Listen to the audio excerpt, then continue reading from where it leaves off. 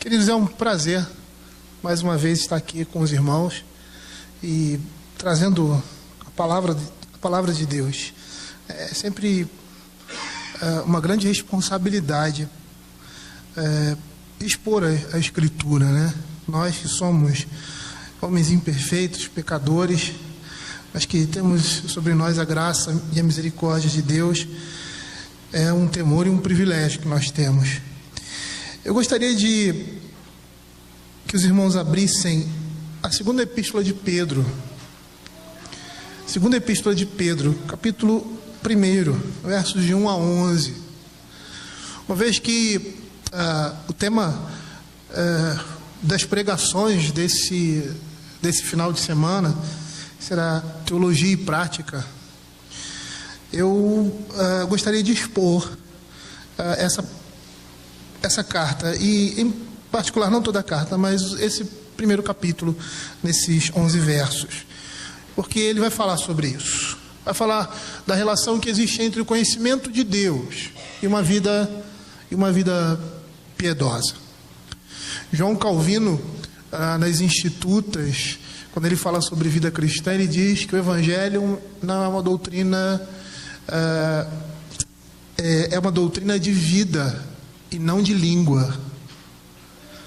E nós precisamos aprender isso, colocar isso em prática.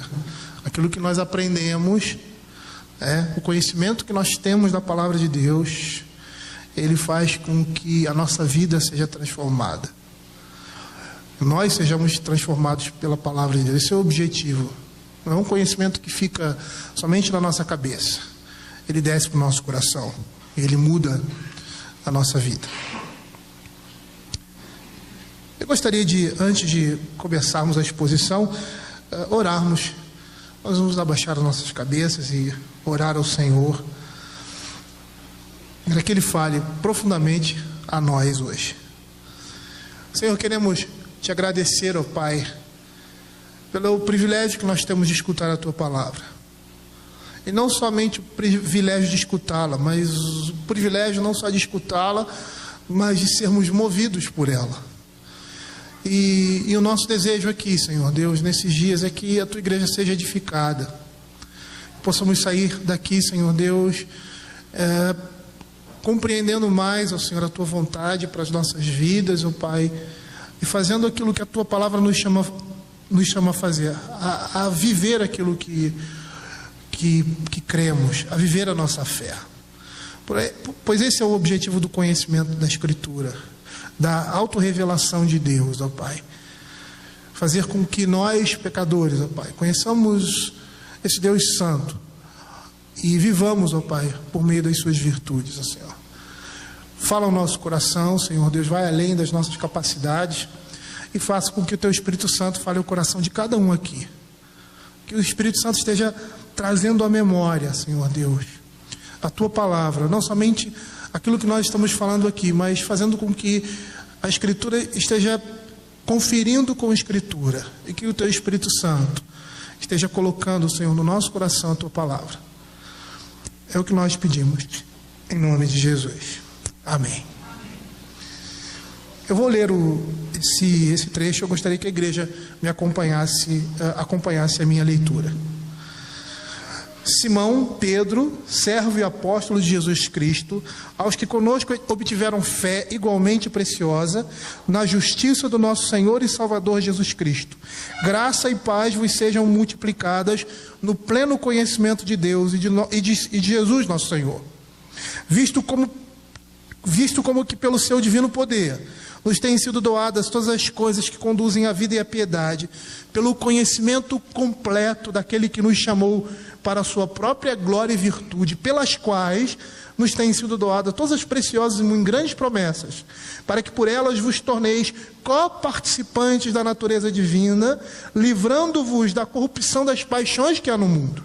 Por isso mesmo, vós, reunindo toda a vossa diligência, associai com a vossa fé a virtude, com a virtude o conhecimento, com o conhecimento o domínio próprio, com o domínio próprio a perseverança, com a perseverança a piedade, com a piedade a fraternidade, com a fraternidade o amor, porque essas coisas existindo em vós e em vós aumentando, fazem com que não com que não sejais nem inativos, nem infrutuosos no pleno conhecimento de nosso Senhor Jesus Cristo, pois aquele a quem essas coisas não estão presentes é cego, vendo só o que está perto, esquecido da purificação dos seus pecados de outrora.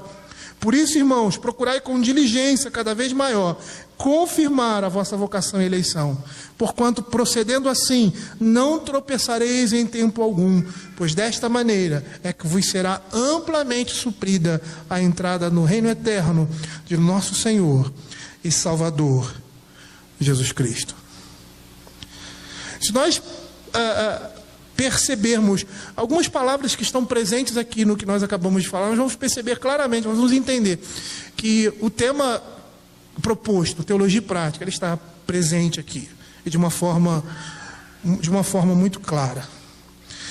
Essa epístola, ela foi escrita com o propósito de combater heresias. Essa era a primeira proposta de Pedro ao escrever essa epístola. Naquele período, naquele tempo, para quem Pedro escreve, a igreja ali naquele momento, alguns falsos mestres estavam usando o fato de serem membros da igreja para proclamar, propagar doutrinas e práticas não cristãs. Nós vamos perceber pela leitura desses versos e pela leitura de toda a carta, que nós não vamos fazer, infelizmente, que a prática correta está alicerçada em uma doutrina correta. Porque quando há desvios doutrinários, inevitavelmente haverá debilidades morais na vida diária. O que nós vemos aqui de uma maneira mais sucinta, mas em toda a epístola de Pedro, é o que temos ali em Judas. Eu gostaria que os irmãos abrissem Judas capítulo 3, ou melhor, versículo 3, porque Judas em um capítulo só, verso 3 e 4, quando diz assim: amados, quando empregava toda a diligência em escrever-vos acerca da nossa comum salvação, foi que me senti obrigado a corresponder-me convosco, exortando-vos a batalhardes diligentemente pela fé que uma vez por todas foi entregue aos santos, pois certos indivíduos se introduziram com dissimulação, os quais desde muito foram antecipadamente pronunciados para esta condenação, homens ímpios, que transformam em libertinagem a graça de nosso Deus e negam o nosso único soberano e Senhor Jesus Cristo. Desvios doutrinários levam a uma deturpação, a uma corrupção na vida prática. E é isso que nós vamos ver aqui na epístola de Pedro. Eu gostaria de expor praticamente verso por verso, para nós caminharmos com o que o escritor da carta está querendo apresentar. Logo nesse prefácio e saudação, às vezes nós não levamos muito em consideração o início das cartas no prefácio e saudação, mas nesse prefácio e saudação nós já vamos perceber o que o escritor da carta quer dizer mais adiante. Ele diz assim: Simão Pedro, servo e apóstolo de Jesus Cristo, aos que conosco obtiveram fé igualmente preciosa na justiça do nosso Senhor e Salvador Jesus Cristo, graça e paz vos sejam multiplicadas no pleno conhecimento de Deus e de Jesus, nosso Senhor. A expressão aqui, obtiver, é interessante isso. Significa ter por herança. A palavra está demonstrando alguma coisa, um dom gratuito. Algo dado exclusivamente por Deus. E a ideia é de ser dado a todos de igual forma, ou seja, dando a todos iguais privilégios. E fé aqui significa uma confiança que leva o homem até a salvação, uma capacidade dada por Deus de confiar. A gente poderia simplesmente dizer aqui nessas primeiras palavras que os apóstolos estão dizendo, Pedro está dizendo ali, que a fé deles era a mesma fé da igreja. E dessa forma, o sentido de que a confiança essa fé, a confiança para a salvação que eles tinham, foram transmitidas por esses homens. Eles estavam dizendo: olha, nós somos iguais a vocês. A fé que vocês têm é a fé que eu tenho. E essa fé que vocês têm foi transmitida por nós. E aí no verso 2 ele diz assim: graça e paz vos sejam multiplicadas no pleno conhecimento de Deus e de Jesus, nosso Senhor. Esse verso vai deixar muito claro para nós que a graça e a paz do Senhor estão diretamente relacionadas ao conhecimento de Deus e Cristo. Sejam multiplicadas no pleno conhecimento de Deus. Conhecer a Deus proporciona essa graça e essa paz abundante em nossas vidas. O apóstolo aqui ele está reconhecendo que o pleno conhecimento de Deus vai gerar a graça de Deus em nós e a paz de Deus em nós, porque essa paz e essa graça provém dele. E aí, queridos, nós podemos afirmar que conhecer a Cristo e o seu reino, conhecer a Cristo, o seu evangelho, vai nos levar a receber a graça de Deus e a sua paz. É isso que nós vemos lá em Efésios capítulo 4. Eu gostaria que os irmãos abrissem esse texto. Efésios capítulo 4, versos de 11 a 16, onde o apóstolo Paulo ele vai falar que Deus deu dons à igreja. E que dons eram esses? Dons para os ministérios, para o ministério. O dom da palavra, o dom do ensino. Olha o que ele diz aqui: e ele mesmo concedeu um para apóstolos, outro para profetas, outros para evangelistas e outros para pastores e mestres, com vistas ao aperfeiçoamento dos santos, para o desempenho do seu serviço, para a edificação do corpo, até que cheguemos à unidade da fé e do pleno conhecimento do Filho de Deus, à perfeita varonilidade, à medida da estatura e da plenitude de Cristo, para que não mais sejamos como meninos, agitados de um lado para o outro e levados ao redor por todo vento de doutrina, pela artimanha dos homens que pela astúcia com que induzem ao erro, mas seguindo a verdade em amor, cresçamos em tudo naquele que é o cabeça, Cristo, de quem todo o corpo, bem ajuntado, consolidado pelo auxílio de toda a junta, segundo a justa cooperação de cada parte, efetua o seu próprio aumento para a edificação de si mesmo em amor. Verso 15: cresçamos em tudo naquele que é o cabeça, Cristo. A importância de conhecer a Deus, de conhecer a sua palavra. É isso que vai nos fazer servir ao Senhor. É isso que vai nos fazer crescer na graça de Cristo. Isso é vital para a vida de uma igreja. Uma igreja está de pé ou cai pelo conhecimento que ela tem do Senhor, pela fidelidade que ela tem, que ela demonstra na sã doutrina.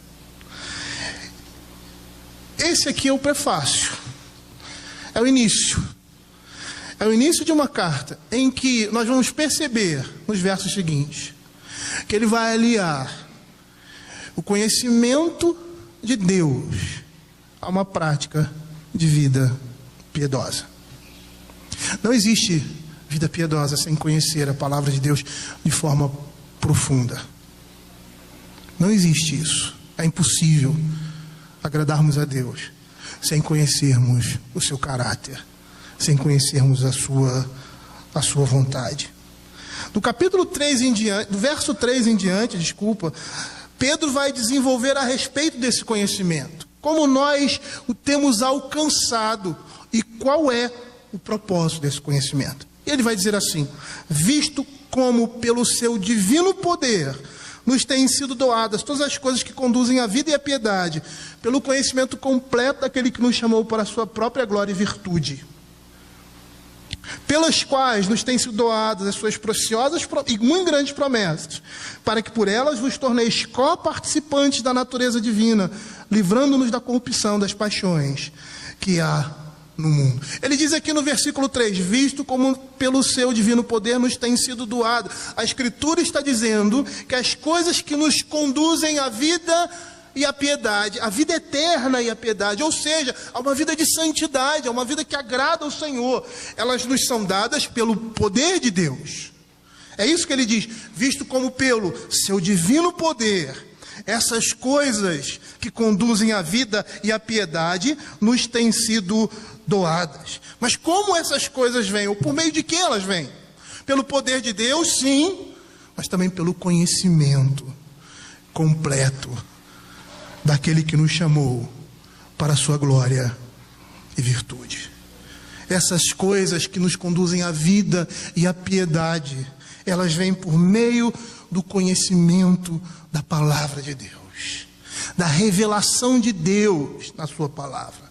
E é interessante a gente perceber que o tempo verbal aqui nos tem sido doado no grego e aqui também no português, dá a ideia de alguma coisa que é constante, que continua acontecendo. Quer dizer, o Senhor, pelo seu poder, nos dá todas as coisas que nos conduzem à vida e à piedade constantemente. E aí nós poderíamos concluir da seguinte forma: conhecer a Deus verdadeiramente, conhecer a palavra de Deus, leva a uma vida de mudança de comportamento, leva a uma transformação no caráter do homem.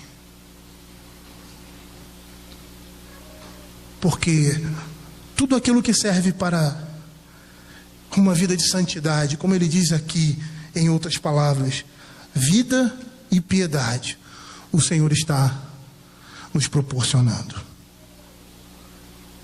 É interessante que na nossa sociedade, no mundo ocidental, nós fazemos essa dicotomia, essa separação. Então, o conhecimento acadêmico, muitas vezes, ele serve somente para encher a nossa cabeça. Muitas coisas que nós aprendemos na escola, nós não utilizamos na nossa vida diária. Só que, com relação ao conhecimento da palavra de Deus, é completamente diferente. Tudo que nós temos aqui tem um propósito de tocar na nossa vida, mudar o nosso comportamento, a maneira como nós vemos o mundo, a maneira como nós vemos e nos relacionamos com Deus. Eu gosto muito de um filósofo pagão. Ele tem uma frase que serve para nós crentes, e esse é Sócrates. Ele dizia assim: se um homem chegasse a conhecer alguma coisa verdadeiramente, viveria a partir desse conhecimento. Nós, muitas vezes, somos assim. Dizemos que conhecemos ao Senhor, mas não comprovamos isso na prática. Até conhecemos essas coisas intelectualmente. Dizemos que somos reformados, ou protestantes, ou qualquer coisa que nos diferencie de outras pessoas, mas a nossa prática de vida está distante daquilo que dizemos que nós conhecemos. Por quê? Porque o conhecimento de Deus, ele muda a vida da pessoa. O conhecimento de Deus gera piedade, gera santidade na vida do crente. E se isso não acontece, o problema não é da palavra de Deus, nem do poder de Deus. O problema é nosso, porque mostra que nós estamos vivendo na impiedade.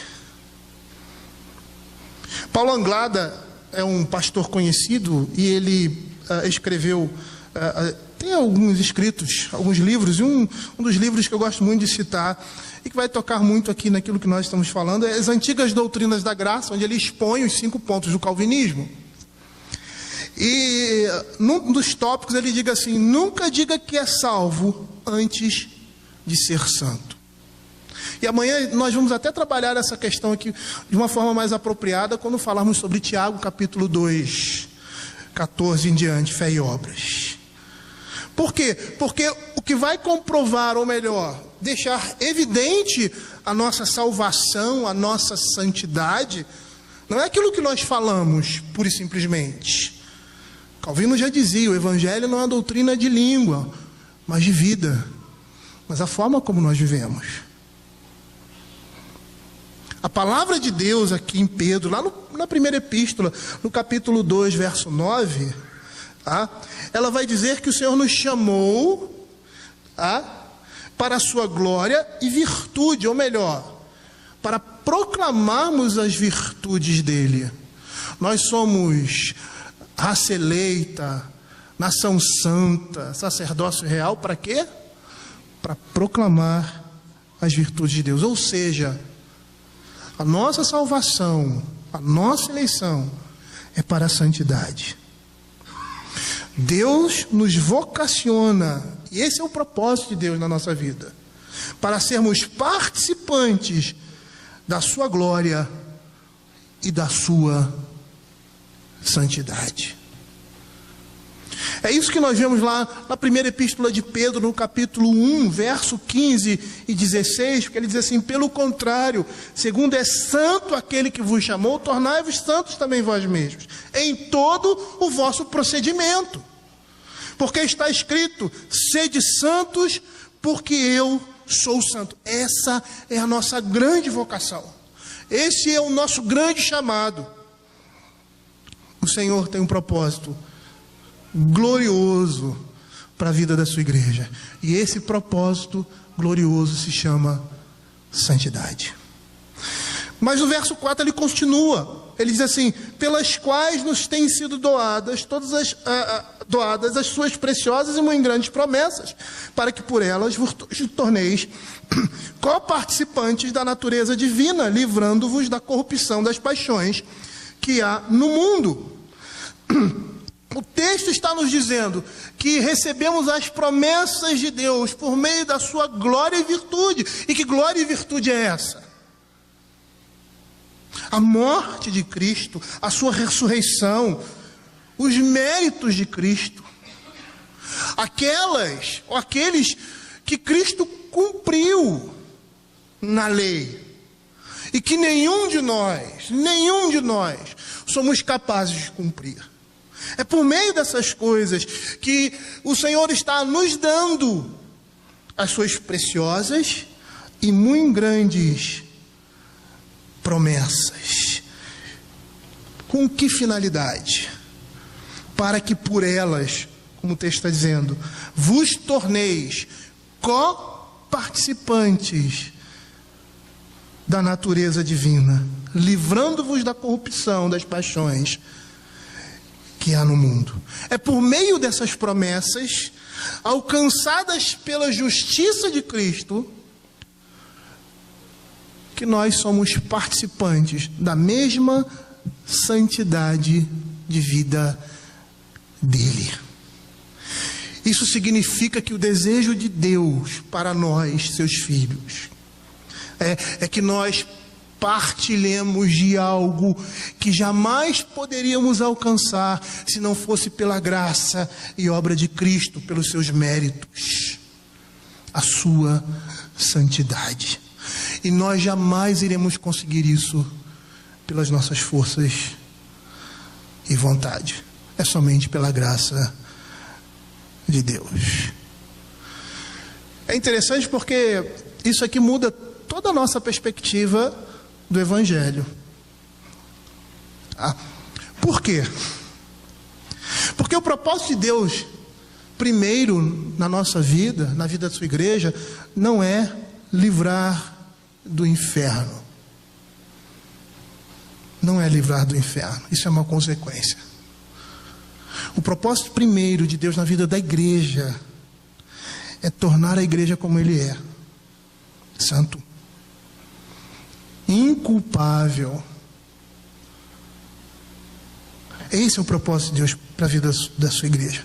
Quando nós reduzimos o Evangelho a salvar o homem do inferno, nós estamos diminuindo a beleza do Evangelho e aquilo que ele representa. que é tornar o homem participante da natureza divina. E isso vai levar necessariamente ao livramento das paixões do mundo. É isso que é tão glorioso na palavra de Deus. Quanto mais participamos da natureza divina, mais nós abandonamos as paixões que há no mundo. Quanto mais abandonamos as paixões que há no mundo, mais participamos da natureza divina. E o que seriam essas paixões mundanas? A gente poderia resumir. Significa todo o egoísmo do amor a si mesmo e não a Deus e ao próximo. E esse egoísmo é a fonte de todos os pecados, inclusive os pecados morais. Agora, por que isso? Porque essas paixões estão sempre presentes. Porque enquanto nós estivermos nesse mundo, elas estão presentes no nosso corpo. Nós não somos mais escravos dessas paixões, de nenhuma delas. Mas elas estão presentes em nós e precisam ser mortificadas. É isso que o apóstolo Paulo vai dizer lá em Romanos capítulo 6 e capítulo 7 de Romanos. Lá no verso 12 e 13 ele diz assim: não reine, portanto, o pecado em vosso corpo mortal, de forma que vocês obedeçam às vossas paixões como escravos. Nós não somos mais subjugados por elas, mas elas estão presentes e nós precisamos subjugá-las. Nós devemos lutar constantemente contra elas em nós. Acho que a maior derrota do crente é perceber que ele não é pecador. Você sabia que muito crente pensa isso? Ele, na realidade, é um pensamento assim que está oculto, tácito. Ninguém diz isso, mas na prática vive assim. Por quê? Porque não luta contra o pecado, não mortifica aquela velha natureza, porque muitas vezes se deixa levar por essas coisas, pensando que são coisas pequenas, mas foi por essas coisas que Cristo foi crucificado. Nós somos chamados a mortificar a nossa carne. E não é como o pensamento medieval, pegar um chicote e se automutilar ou autossacrificar. Não, mas é submeter a sua vontade, os seus desejos, à vontade de Deus. E nós precisamos nos lembrar isso. Pedro todo o tempo vai dizer isso, que é pelo conhecimento de Deus que essas coisas nos são dadas. É pelo conhecimento de Deus que alcançamos a santidade. É pelo conhecimento de Deus que essas promessas nos são dadas. O conhecimento de Deus, conhecer a Deus. Por isso Oséias disse que isso era tão essencial para o povo naquele momento da vida deles. Eles estavam sendo destruídos porque desconheciam a Deus.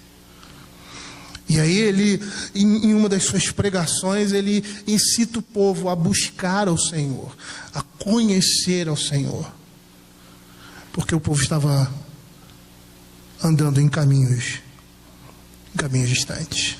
É por isso que no verso 5 ele diz assim: por isso mesmo vós, reunindo toda a vossa diligência, associai com a vossa fé a virtude, com a virtude conhecimento, com o conhecimento domínio próprio, com o domínio próprio a perseverança, com a perseverança a piedade, com a piedade a fraternidade, com a fraternidade o amor.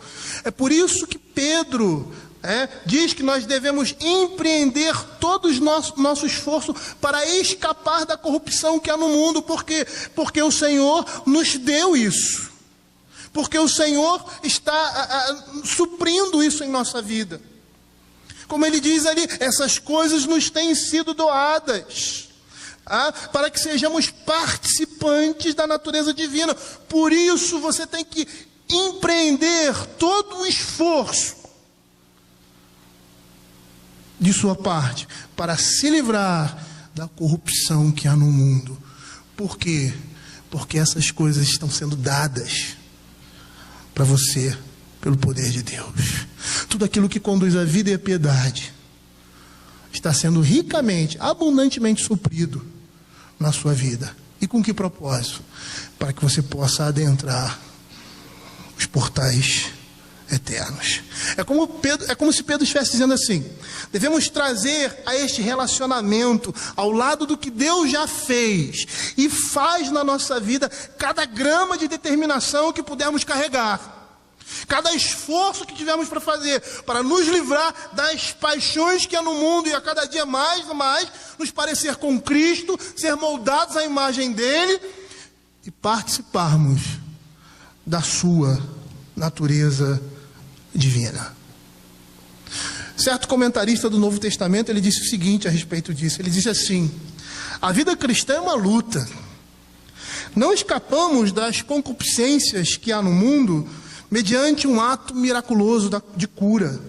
Somente o desenvolvimento e a batalha diária contra o mal poderão conferir a vitória necessária para progredirmos na direção da participação da natureza divina. A vida cristã, se tiver de ser bem-sucedida, é uma tremenda batalha. Não nos equivoquemos quanto a isso. É por isso que ele diz assim: associai com a vossa fé a virtude. E a ideia aqui de associar é suprir alguma coisa, adicionando algo a ela. Pedro está dizendo assim: visto que vocês têm fé em Deus, não permita que essa fé seja falha em virtudes. E fé aqui tem um sentido de uma adesão leal a Cristo e ao ensino cristão. E não somente a um corpo de doutrinas, é uma confiança em Deus. E é interessante nós às vezes pararmos para pensar no que isso significa. Esses dias eu estava conversando com uma pessoa e estava com um problema. E ele estava completamente desesperado. Eu cheguei para ele: você precisa ter fé. E ele disse: você está falando isso porque você nunca passou por isso. Não está passando pelo que eu estou passando. E na hora eu parei e fiquei quieto. E não falei mais nada. A palavra de Deus diz que não estejais ansiosos de coisa alguma. Antes, coloque isso diante do Senhor, e a paz que excede todo entendimento vai habitar no nosso coração. Quando nós estamos falando em virtude, em santificação, em participar da natureza divina, nós estamos falando dessas coisas. Que é muito fácil nós dizermos que somos crentes e tal, e na hora de confiarmos no Senhor, não é de não se preocupar. Você pode se preocupar, mas você vai se preocupar sabendo que tem um Deus sobre você, sabendo que as coisas que estão acontecendo debaixo da providência dele, e que no momento determinado ele vai agir, ou seja, para destruir tudo que já estava construído, ou seja, para edificar. Mas com certeza, o final vai ser bom, sendo um ou outro para você, como crente, como homem que ama ao Senhor. É isso que ele está dizendo. Não é uma fé destituída de virtudes, é uma fé cheia de virtudes. É uma fé que nós colocamos em prática, não é só de boca para fora.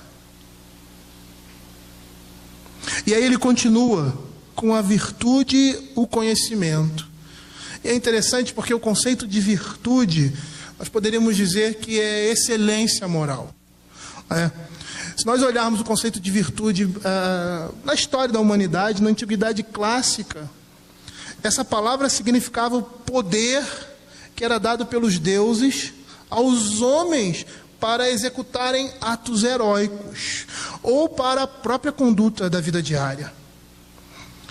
O significado básico dessa palavra é a qualidade pela qual uma pessoa é avaliada. Ela é avaliada pela sua virtude. Aristóteles, ele dizia que, com respeito à ética, seria um comportamento correto, um meio entre os extremos. Na visão greco-romana, para os romanos, a virtude seria saber aquilo que é reto e bom, útil e honesto para o homem. Para os gregos, era qualidades excelentes dos homens. Virtude é excelência moral, até na visão do mundo. Mas segundo a palavra de Deus, essas virtudes aqui, elas são o fruto do Espírito Santo. Lá em Gálatas, capítulo 5, verso 22, Paulo vai contrapor os frutos da carne com o fruto do Espírito.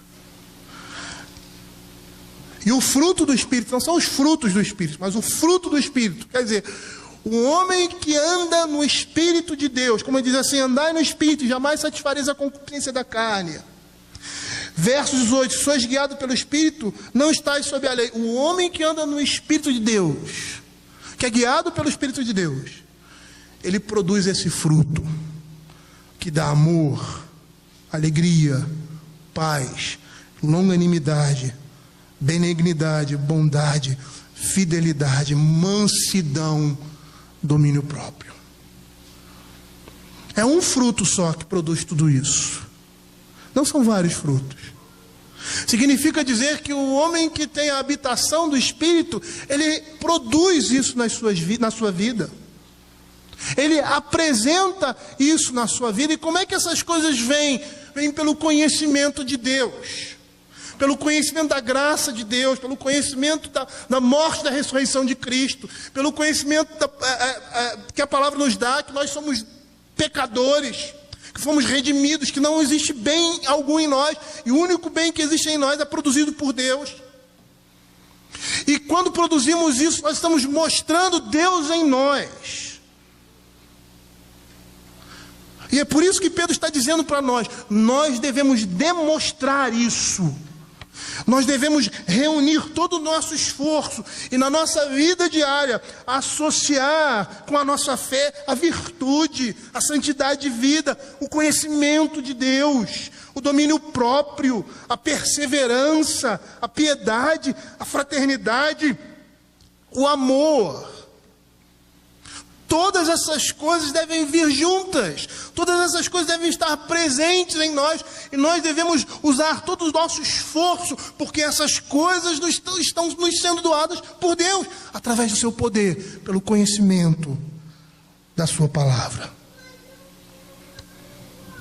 E é interessante essa palavra aqui no verso 6, com conhecimento. A ideia aqui é de um conhecimento pessoal, um conhecimento experiencial, familiaridade. E por que isso? Porque o conhecimento de Deus sempre se vincula com atos divinos de auto-revelação. Sabe o que significa? Significa que nós só podemos ter conhecimento pessoal de Deus se Ele vier experiencialmente pela sua revelação, a palavra. Significa que nós só podemos ter conhecimento pessoal com Deus se nós tivermos experiência com Ele, como Abraão teve. E a Bíblia diz que a fé dele foi evidenciada porque ele demonstrou conhecer a Deus. E por que ele demonstrou conhecer a Deus? Porque Deus disse para ele assim: Abraão, sobe lá e sacrifica teu filho. E Abraão vai, provavelmente com o coração pesado, porque ia ver o seu filho sangrando em um sacrifício. Mas a Escritura diz que ele creu que era pela geração de Isaac, pela descendência de Isaac, que a promessa seria cumprida. E a própria Escritura diz que Abraão pensava que ele ia lá em cima, no Monte Moriá, ia sacrificar, e o Senhor ia ressuscitar o seu filho. O que fez, a própria Escritura diz, de forma metafórica, em Cristo Jesus. Ele teve uma experiência com Deus. Ele conhecia Deus. E por esse conhecimento, ele teve comunhão com Ele. Tem muita gente por aí que pensa que pode ter experiências com Deus à parte da palavra de Deus. É por isso que você vê muita coisa bizarra por aí. Nós vamos perceber que a intimidade com Deus, a familiaridade com Deus e a experiência que nós vamos ter com Ele no nosso dia a dia, vem por meio de uma profunda reflexão da sua revelação, da palavra de Deus. Eu conheço uma pessoa que passou muita necessidade num tempo da sua vida, e o Senhor sempre supriu. E aí o Senhor colocou esse homem numa situação privilegiada, com relação ao seu sustento. E ele passou por uma situação difícil, muito difícil financeira, e ele ficou tranquilo. E o que veio à mente dele foi o seguinte: o Senhor já fez isso outras vezes. Se eu tiver que passar por isso de novo, eu vou passar, porque eu sei que o Senhor vai me sustentar. Isso é ter experiência com Deus. E ele confiou no Senhor. Isso é ter experiência com Deus. É interessante porque a epístola de Pedro, ela vai se desenvolver mais além nesse aspecto, porque ele vai combater um grupo que estava surgindo ali na igreja, que nós hoje chamamos de gnósticos, que eles acreditavam haver um conhecimento espiritual de Deus sem a intervenção da palavra, e consequentemente havia uma distorção da palavra. E essa vai ser uma das críticas aqui, das instruções de Pedro nessa epístola, mostrando que o verdadeiro conhecimento de Deus e consequente uma vida de comunhão com Ele, longe da corrupção do mundo, depende exclusivamente do poder de Deus que se manifesta na palavra de Deus ao coração daqueles seus. E é essa palavra que vai transformar a vida desses homens. É por isso que ele diz: olha, vocês devem reunir toda a força. Por quê? Porque o Senhor está proporcionando isso para vocês. O Senhor está colocando à disposição de vocês o seu poder para que esteja à mão todas as coisas que levem vocês à vida e à piedade, à santidade de Deus. E aí ele coloca aqui uma lista de coisas que deveriam ser associadas para abandonarmos, para nos livrar das paixões carnais. E aí nós temos fé, virtude, conhecimento, domínio próprio, autocontrole. Às vezes falar sobre isso fica muito distante, para a igreja. Mas quando nós lembramos que nós olhamos para dentro de casa, e aquele homem que se diz crente, o pastor da igreja, o presbítero, aquele que tem é visto pela igreja como um homem que conhece a palavra de Deus, mas em casa ele é um homem ignorante. Ele é um homem que não se controla, é um homem iracundo. Ele está mostrando que a corrupção do mundo está dentro dele. Esse homem está dizendo que está mostrando com a sua vida que está preso às paixões desse mundo, porque não tem autocontrole, porque não tem domínio próprio, porque esse é o fruto do Espírito. E aí ele fala não só isso, mas a perseverança, e significa paciência. Quem se domina é paciente, consequentemente. É por isso que há uma associação de virtudes. E a ideia aqui é de alguém que fica para trás. É interessante isso, né? O perseverante é aquele que fica para trás.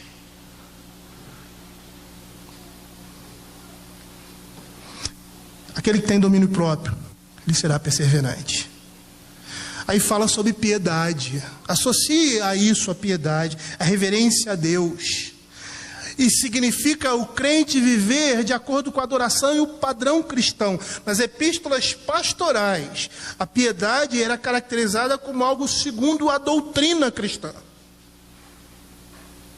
Nós só podemos ser piedosos se nós estamos cultuando ou vivendo a vida cristã da maneira como a Escritura nos diz.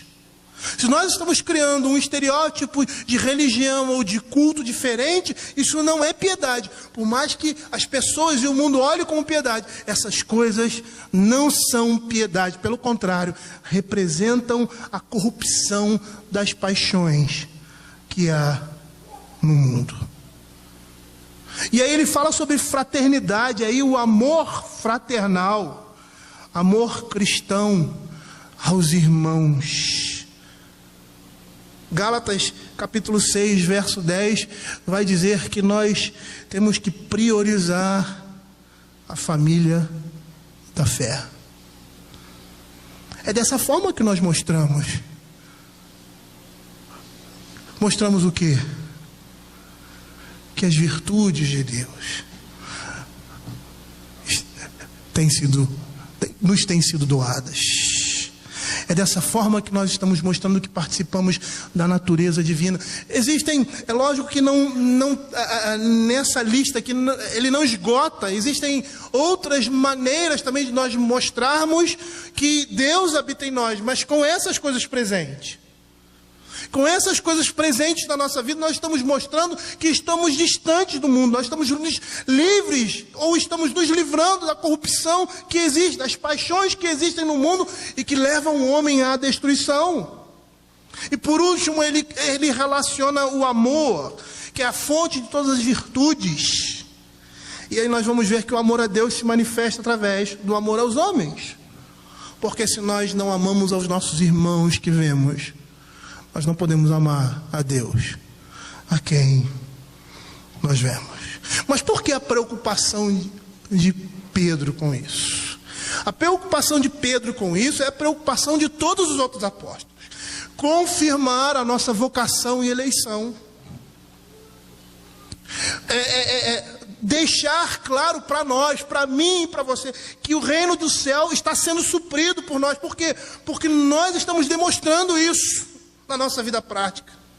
Nós estamos demonstrando que nós somos filhos de Deus. Nós estamos confirmando para nós e para a igreja a nossa fé. Não é aquela perspectiva farisaica de mostrar uma coisa que nós não somos, mas é de comprovar para nós mesmos, porque nós temos a necessidade de sabermos constantemente que nós somos do Senhor. Por que a Escritura diz que Abraão creu e isso foi-lhe imputado? Será que Deus não sabia que ele cria se a fé vem dele? Abraão precisava saber disso. Ele precisava ser exercitado na fé em Deus, uma fé que ele já tinha. Nós precisamos ser exercitados nisso, para proveito nosso e para proveito da igreja.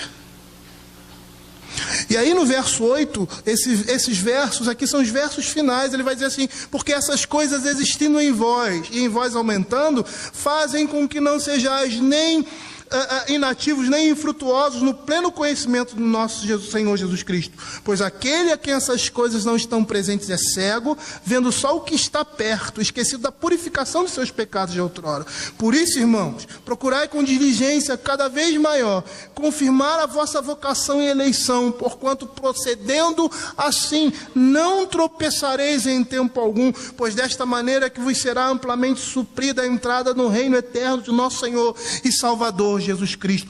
A falta dessas coisas, dessa lista aqui em particular que Pedro está demonstrando, mostra que nós somos inativos e infrutuosos no conhecimento de Deus. Ou significa que o conhecimento de Deus não está tendo valia nenhuma para as nossas vidas, porque eu não estou mudando de vida, eu não estou apresentando isso aqui, não está me servindo de nada. E não é para ser assim. Por quê? Porque o pleno conhecimento de Deus deve gerar em nós essas coisas que Pedro fala: fé, virtude, domínio próprio, bondade, humildade, mansidão. O conhecimento de Deus deve gerar isso em nós. É pelo poder de Deus que essas coisas nos são doadas, pelo conhecimento de Deus. Conhecer a Deus muda a vida de uma pessoa. Conhecer a Deus transforma a vida de uma pessoa. E essa é a marca do crente. E essa mudança, ela vai se manifestar no seu dia a dia. Às vezes nós conhecemos uma pessoa, um professor, um amigo, sei lá, alguém no momento da nossa vida, e a gente diz assim: poxa, minha vida mudou depois que eu conheci fulano. Essa deveria ser uma evidência na vida de todos nós, crentes. Conhecer a Deus deve gerar mudança de vida, crescimento na fé e na piedade cristã. Sabe por quê? Porque são essas coisas, como diz aqui, que tornam ampla a entrada no reino de Deus.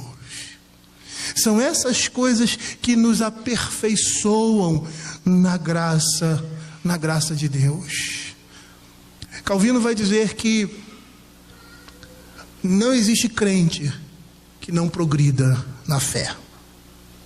Alguns, como numa escada, sobem 3, 4 degraus. Outros 2, outros 1. Mas o crente nunca fica parado. O fruto do conhecimento da palavra de Deus é santidade, humildade, mansidão. Se essas coisas não estão presentes em nós, é como o texto diz: nós estamos cegos, esquecidos que Cristo purificou os nossos pecados. Como dizer que conhecemos a Deus se na prática ainda nos revolvemos em nossas mazelas e nossos pecados? A nossa confissão de fé é somente de língua e não de vida. Como aqueles ali em que Jesus fala em Mateus capítulo 7, 22 e 23... eu expelia demônios, eu preguei, eu fiz isso. E Jesus vai dizer: nunca vos conheci, eu nunca tive intimidade, não os conheço. Porque eles nunca conheceram a Deus. Por isso,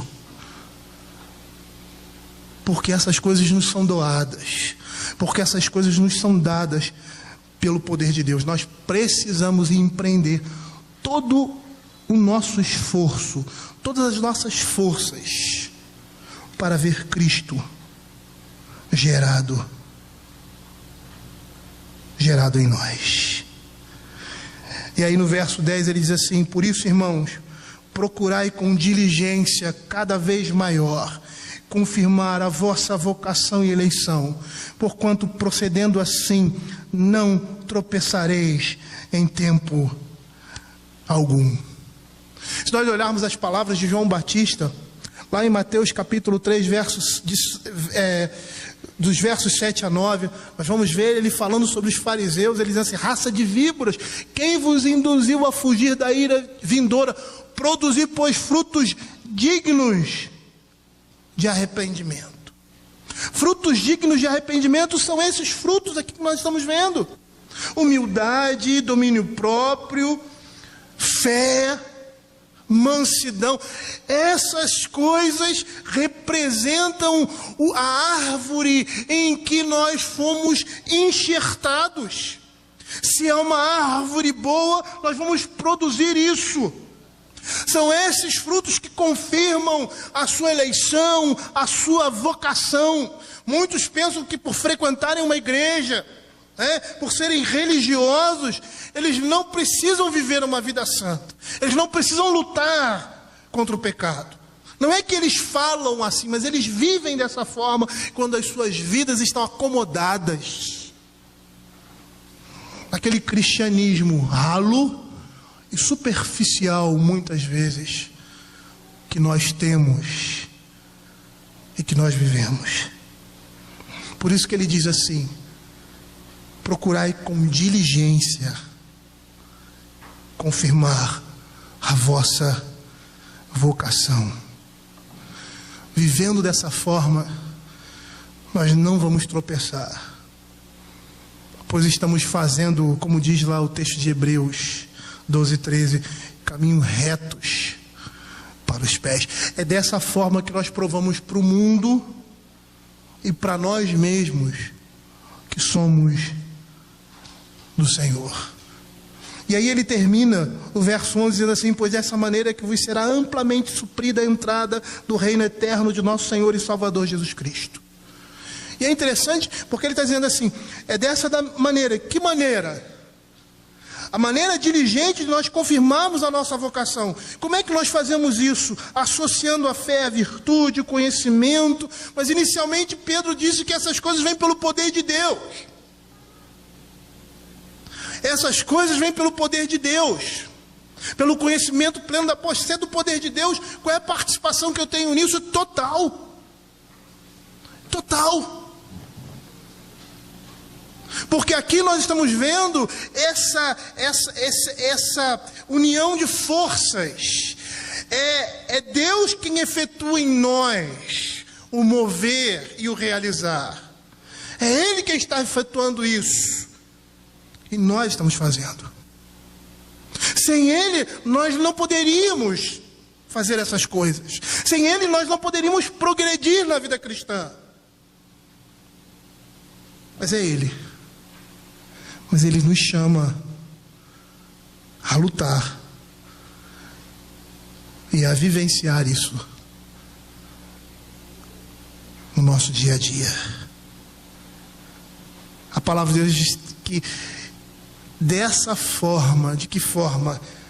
Eu vivendo a vida cristã de forma plena, associando todas essas coisas, virtude, fé. Não, eu sou virtuoso, mas ele tem domínio. Não, essas coisas você precisa apresentar, todas elas, porque é o fruto do Espírito. É dessa forma que a minha eleição está sendo confirmada. É dessa forma que a minha entrada no reino dos céus está sendo amplamente suprida. É dessa forma que nós ficamos sabendo de que o Senhor está preparando a nossa entrada no reino de Deus. E Ele nos chama a isso, por mais que a nossa salvação dependa exclusivamente do poder dEle, na caminhada cristã, na nossa perseverança que é sustentada por Ele, Ele nos chama a batalhar e a exercitar a fé. É o que nós vemos lá em Mateus capítulo 6, a linguagem que Ele usa em Mateus capítulo 6, verso 19 e 20, quando Ele diz assim: não acumuleis para vós outros tesouros sobre a terra. É como se Ele estivesse dizendo: não trabalhem para essas coisas. A vida de vocês não deve estar centralizada nessas coisas, porque essas coisas se vão, tá? Onde a traça e a ferrugem corrói, onde ladrões escavam e roubam, mas trabalhai para o reino de Deus. Mas ajuntai para vós outros tesouros no céu, onde a traça nem ferrugem corrói, onde ladrões não escavam nem roubam. O Senhor nos chama a batalhar na vida cristã, a trabalhar, sabendo que o nosso trabalho no Senhor não é vão, porque é Ele quem nos sustenta. Como diz ali em Filipenses, capítulo 2, verso de 12 a 13. Assim, pois, meus amados, como sempre obedecestes, não só na minha presença, porém muito mais agora na minha ausência, desenvolvei a vossa salvação com temor e tremor, porque Deus é quem efetua em vós tanto querer como realizar, segundo a sua boa vontade. Essa palavra aqui é para todos. Aqueles que dizem assim: eu não vou conseguir, eu não vou conseguir superar essa tentação, eu não vou conseguir abandonar esse desejo. E aí ele se lembra dessa palavra: é Deus quem efetua em vós tanto querer como realizar. E essa palavra é também para aqueles que acham que conseguem por suas próprias forças e olham para trás e dizem: eu superei esse obstáculo. E aí ele olha para esse texto e lembra que é Deus quem efetua em vós tanto querer como realizar, segundo a sua boa vontade. Nós temos vivido um evangelho acadêmico. O que significa isso? É um evangelho de conhecimento. O evangelho é culto. É culto por quê? Porque alcança as pessoas mais inteligentes e mais cultas da sociedade? Não, não é por isso. O evangelho é culto, a mensagem do evangelho é culta porque ela chama o homem a refletir. Porque ela chama o homem a pensar, a interpretar, a olhar para as verdades da palavra de Deus e se contrapor a elas, ou melhor, se colocar diante delas. E nesse sentido, ele é culto. Não é porque alcançam somente as pessoas cultas, não, porque a própria palavra de Deus diz que Deus rejeitou as coisas desse mundo, aqueles que se acham grandes, os reis, os sábios, para tornar vergonhoso ao mundo a sabedoria do homem. Mas ela nos chama a refletir as palavras do Senhor Jesus na nossa vida.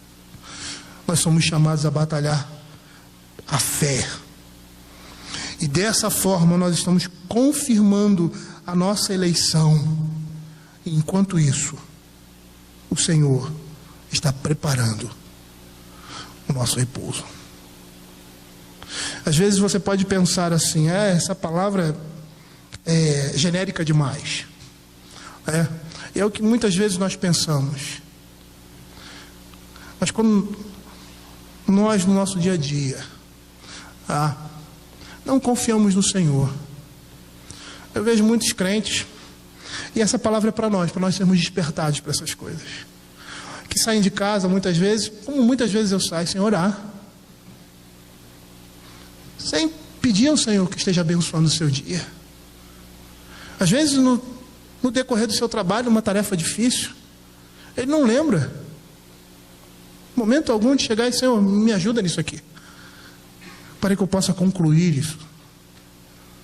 Ou numa situação em que todos ali ao seu redor são ímpios, e você, por causa de uma circunstância ou outra, é chamado a proclamar a sua fé, não necessariamente com as suas palavras, eu sou crente, mas com a sua atitude. E você não lembra que naquele momento você precisa ser revestido do Senhor e ora: Senhor, me dá forças para enfrentar essa situação em santidade e honra ao Senhor.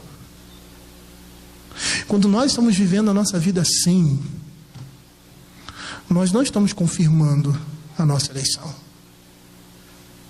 Quando nós olhamos para os nossos irmãos que passam necessidade e nós temos em abundância e não compartilhamos isso com eles, não, às vezes damos a nossa casa, oferecemos o nosso carro e até mesmo o nosso trabalho,